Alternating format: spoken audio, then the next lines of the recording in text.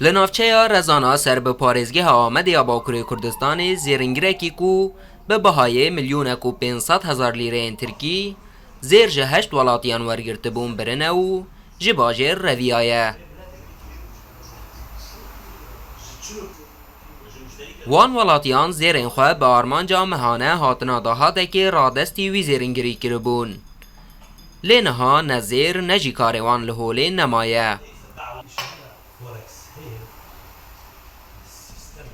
Şarezayên sektora zêringiriyê hişyariyê didin welatiyan ku zêrên xwe nedin kesên nenas û cihê baweriyê. Amanet baweriyem dibên ku ba zêrî girdatînê zêrê xwe dibe mala wî belkî nepir em bêjin ji bo müsait be ji bo em bêjin dizî û wesaîre lêbelê dibe bibe lêbelê zêringirê ku bir ew zêringirê xwe nasbikin yek. A duyemîn jî ev jî pirskirkin mezine Asiyemîn müşterî li watak zêr distîne li fiyatê zêr dinêre. Ki erzan bide wî müşterî ya distîne li wî distîne li bawî datîne. Ev yanlış e. Ev xelet e. Çima waktak ev zêringirêk nêta wî xerab e. Ji müşteriya zêr fiyatê wî kêm dibêje. Kêm dibêje ku li bawî dayîne. Zêr îro fiyatê wî li hemû cîhanê yek e. Ne li Amedê ne li Heremê. Hemû cîhanê zêr fiyatê wî yek e.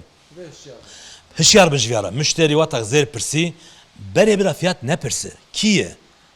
Rüya binêre.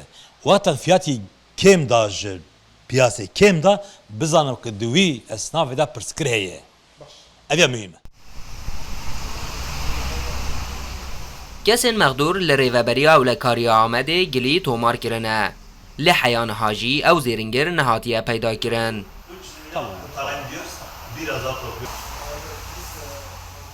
Zêringirên Amedê bi xwe jî ji bûyerên bi vî rengî nerazî ne. Ji ber ku bi belavbûna diyardeyên wiha nêrîna kiryaran li beramber wan diguhere û baweriya xelkê jî bi wan her ku diçe kêm dibe.